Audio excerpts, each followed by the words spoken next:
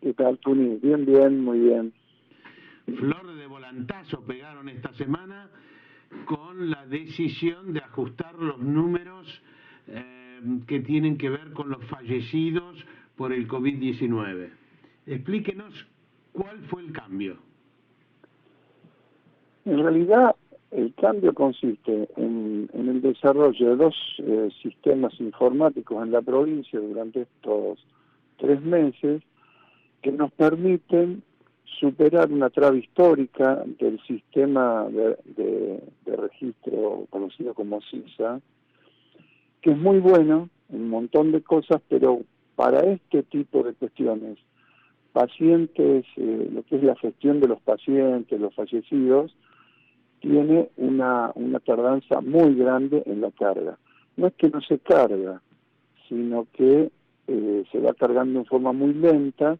Hemos tenido carga 2 meses después de que la persona haya fallecido, es decir, aparecía como fallecido ayer y había muerto en agosto, claro, o en julio. Claro, incluso. Exactamente.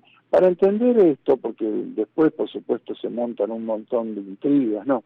Para entender esto es que esta parte de la carga la hacen los miles de efectores públicos y privados del país, y es bastante engorroso porque hay que ponerse y entender lo que es la vida dentro de un centro de salud, y más en pandemia, para ver cómo todo ese procedimiento que tiene que levantarse de la historia clínica que el médico dejó asentada, el fallecimiento, el diagnóstico o en el libro de guardia, y tiene que ir un administrativo y hacer este trabajo en medio de un montón de otros trabajos y en medio de pandemia en la cual en todos los centros de salud o hay gente enferma o se trata de que no se junten mucho, con lo cual hay clínicas y sanatorios que tenían un 60% de los atrasos vienen de ese sector. Esto es como si, siempre lo decíamos y lo explicábamos, es quien debe hacer este trabajo una vez por semana y dice, bueno, junta las fichas, saca los datos de todas las historias clínicas y cargar en el sistema. Tiene una clave, ahora se enfermó y estuvo 15 días sin ir por el propio COVID, y bueno, 15 días no se cargó nada. O sea, una persona fallecía en una clínica, por ejemplo, y entonces lo que se requería para informar la muerte es que una persona administrativa, un empleado administrativa, se fijara en la ficha médica, en la historia clínica, y dijera, esta persona, y lo pusiera por escrito, esta persona falleció por COVID. No, si ese empleado no estaba... Quien lo pone por escrito es el médico, en la historia clínica y en o si no en el libro de guardia de los hospitales o clínicas de sanatorio. Y hay alguien que se ocupa, tiene una clave, está habilitado, es una clave de uso único que se cambia cada tanto, está habilitado para entrar al sistema a cargar datos. ¿Cómo se carga? Además se cargan múltiples datos en el sistema, todas las enfermedades de denuncia obligatoria, los laboratorios, es un sistema muy amplio, bueno. El problema es que para la gestión de pacientes históricamente vienen retrasados los datos, siempre. Y pasa en todo el mundo. ¿Cuál es el cambio? El cambio es que nosotros diseñamos dos sistemas informáticos, uno a partir de la digitalización del certificado de defunción, con lo cual es instantáneo el dato, y lo generó el propio médico, pero luego se sube a través del registro de personas a un sistema informático. O sea, que en el certificado de defunción el médico ya pone que esa persona falleció por el virus. Exactamente, y ese certificado de defunción se sube digitalmente en el Registro Nacional de las Personas. Es decir, ya hay otra gente que lo hace y lo hace en el día. Lo hacen el día. Y por el otro lado, tenemos que complementar este instrumento porque en un porcentaje menor de estos certificados de defunción, en un 15-10%, el diagnóstico no es el correcto. Por ejemplo, se pone paro cardiorrespiratorio no traumático y nada más, entonces hay que ir a cotejar si fue por COVID o por qué causa. Eso se complementó con el otro sistema informático que desarrollamos en la provincia, que es un sistema de gestión de pacientes de cama, que todos los días nos informan a las 6 de la mañana y a las 2 de la tarde todo el movimiento de pacientes en todas las camas de terapia intensiva, terapia intermedia y camas generales de todas las clínicas, sanatorios y hospitales públicos de la provincia de Buenos Aires. Es un Entonces, fenómeno. el sistema ahora combina esos tres informes, digamos. Exactamente. Entonces, ¿qué es lo que hacemos? Nosotros, en lugar de tener que esperar que miles de sectores carguen, lo hacemos centralizadamente, cruzamos los datos de todas estas bases de datos y lo cargamos en el CISA centralizadamente, con un equipo que trabaja 24 horas. Entonces, esta es la diferencia, no es que no se carga el CISA. Yo escuché a algunos decir, hay dos sistemas de registro, acá el único sistema de registro que es el único por ley, es el CISA. El tema es que antes los tenían que cargar de una forma muy engorrosa, que fallaba siempre, miles de sectores de salud, y ahora se carga centralizadamente a partir de dos desarrollos informáticos que hicimos en la provincia de Buenos Aires. Nada más que eso y nada menos. Digo porque esto es...